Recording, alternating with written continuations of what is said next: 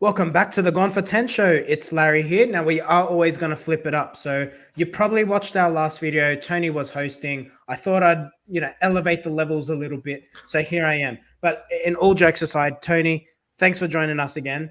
Obviously, we're here to preview the St George Illawarra Dragons and the Penrith Panthers. So without further ado, I'm going to bring it to you in a moment. Let's talk about the men from the, what do they call them? The men from the mountains. From the mountains. From the mountains. Men from the mountains. Men from the mountains.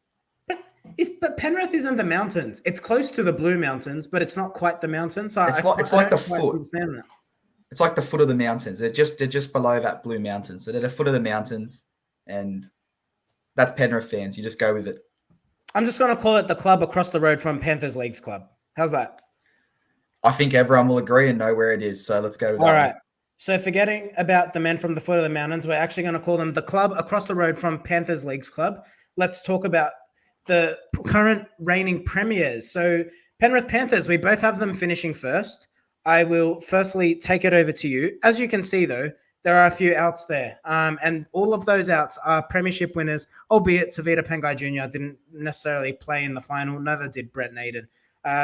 So talk to me. Why do you have the Panthers going back-to-back? Do the outgoings significantly Matt Burton? Any concerns there?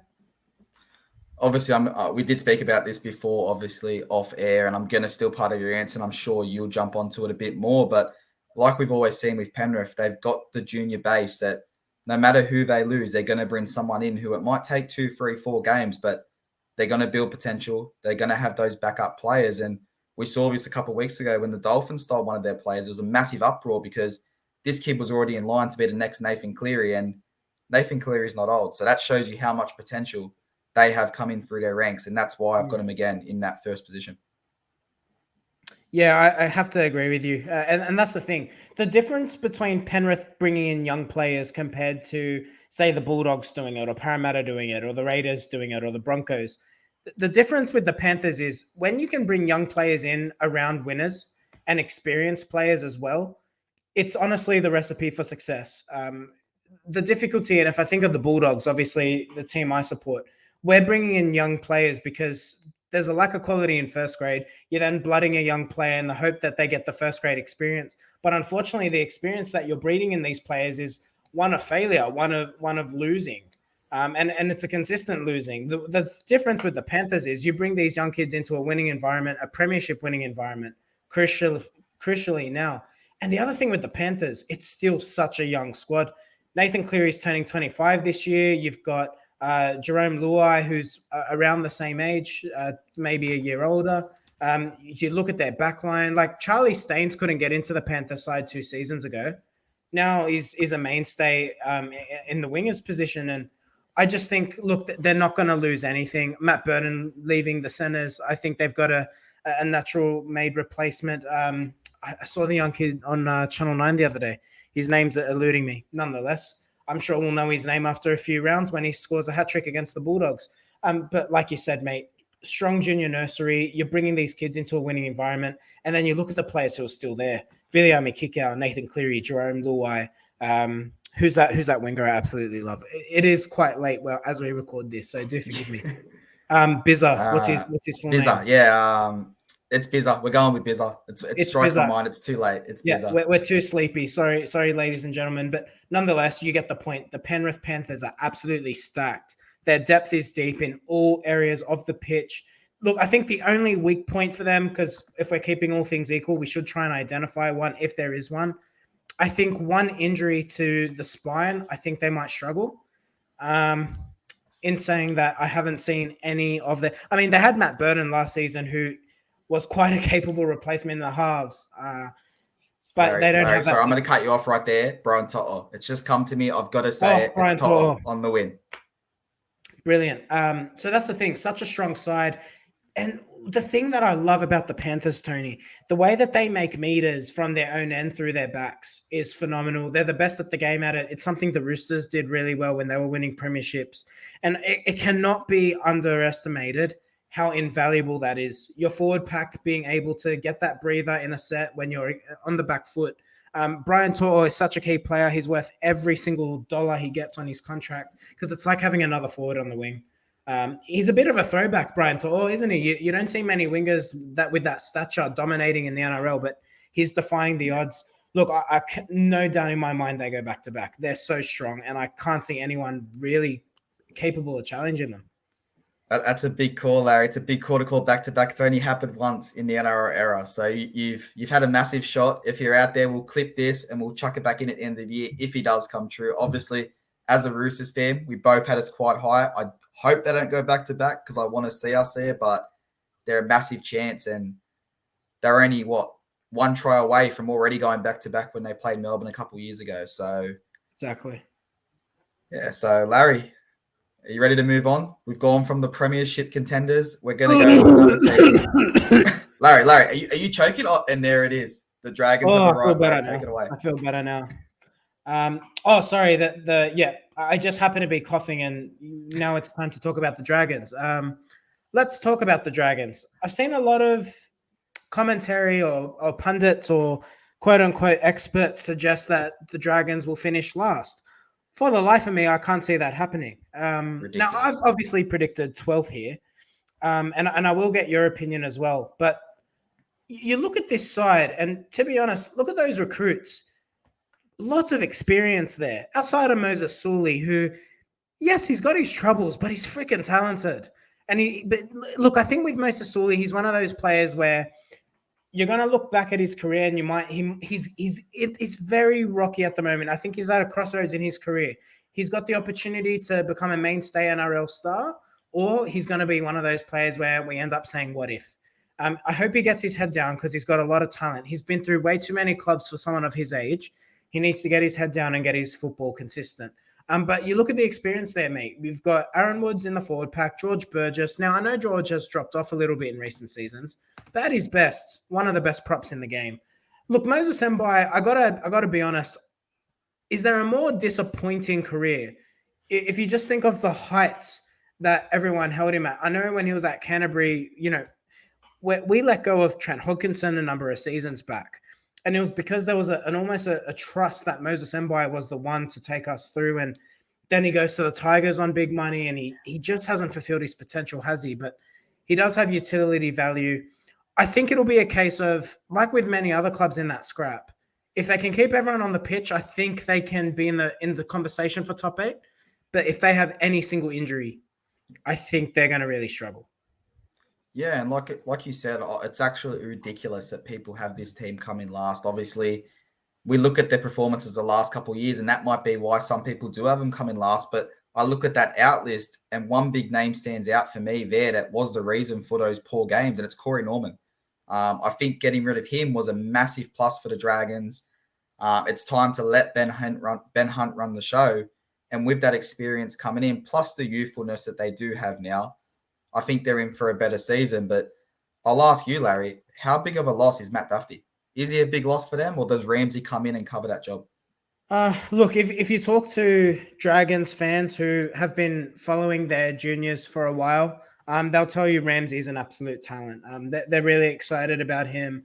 Jaden Sullivan is another one who they're really high on at the Dragons. Now, they're both young kids, and I think that's almost the gamble here.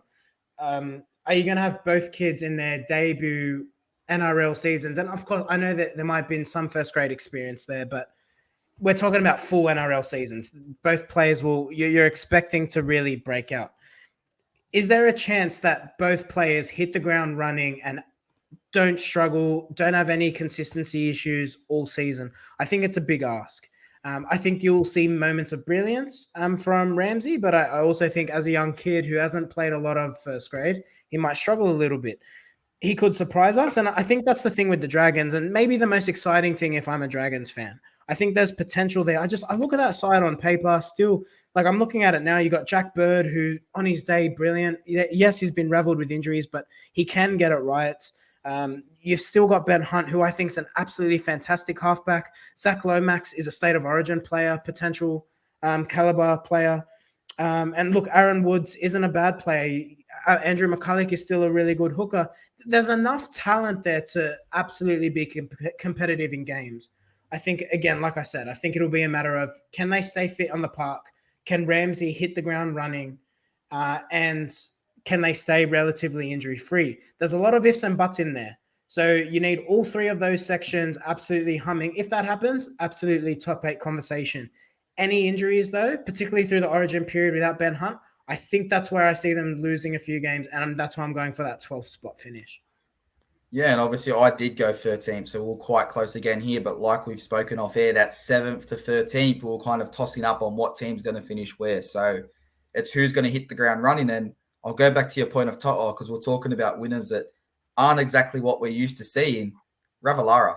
Now, he's obviously got to go big for the Dragons this year. He's got to score heaps of tries because he is their main attacking powerhouse, isn't he, Larry? Yeah, absolutely. Absolute powerful winger. And look, you need those powerful outside backs. And every successful premiership side has one of those type of players in their backline. So you can't underestimate. Yes, I know it's so easy and almost lazy to say you need a good spine. Of course you need a good spine, but you need a dynamic back who can get you the hard yards, like we said with Penrith, when things aren't going well for you. And I think you got that. You got that there at the Dragons. The other one who we're almost brushing over, Jack DeBellin came in, and I expect him to really hit the ground running this season. I think he's due for another big year. Look, I really like the look of their starting pack. I've got to be honest. Francis Molo, a player I've forgotten about, Daniel Alvaro. It's an experienced pack. You could argue it's almost an aging pack, and maybe that's something a little bit of a worry. Similar to what we mentioned around the Broncos, though, I look at the middle forwards, very strong middle forwards. But you look at who's the game breaker in the back row. Yeah. I'm not sure I see it there. Yeah, 100% agree. And I mean, like we've said, they're not going to come last. Well, maybe after we've said this, they might come last. But if they can get through that origin period with unscathed, no injuries, then it's going to be an exciting year. And if you're a Dragons fan, although you're going to go into tomorrow's Charity Shield game, which obviously is the first massive competitive game of the season, we're going to have a look and we're going to know how this team's going to shape up, because they are coming against a very, very strong South Sydney side. Obviously, without Reynolds, without Latrell, but they're still going to be competitive. And we've seen in recent years have dominated at that Charity Shield game, Larry. So what's your prediction for that game? Do you think Souths get it, or do you think Dragons take over? Look, I always try not to read too much into these games. They do rotate a lot, particularly by the second half, or sometimes they even break it up into quarters. Pardon me. They do rotate a lot. In saying that, like you've said, Souths do tend to put a bit of a scoreline on, and they absolutely have in recent years. I'm going to predict a Souths win because that's where the smart money is. But look, maybe we'll see what this Dragons side are made of. If I'm a Dragons fan, I'm looking at those young players. Jaden Sullivan, I'm looking at Cody Ramsey, looking for them to have big games and hopefully stand out a little bit. Look, everything rests on Ben Hunt. He's absolutely the heart and key to the Dragons. He needs to have a good season for them to achieve anything. And the fact that even he's mismaligned with some fans, which again, I don't understand. I think he's absolutely brilliant halfback. Look, it'll be an interesting one. I think Souths will beat them comprehensively. Probably, I'm going to say maybe 14 to 20 points. Yeah, I think it's going to be a blowout. I think, like you said, there is still that inexperience in the Dragons, and I think Souths just have enough to run through them. They'll put on the points, and for a Dragons' sake, I hope it doesn't get too ugly. But like you said, that 14 to 20, if not more, is looking reasonable. So, as always, like we always do say, Larry, if you like what you heard here, if you disagree with what you heard here, let us know in the comments. Hit that like button, hit that subscribe button, and obviously, Larry, it's been a pleasure, and we'll be back to review another 2 teams in a couple of days. So it's a pleasure as always. And remember, we're going to be the number 1 show, Larry. Yeah, that's it. Striving for number 1. Gone for 10 will be number 1. So make sure you're keeping it locked. And like I said in the last video, if you don't want to subscribe, if you don't want to like this video, you can go for 10. And there goes my microphone.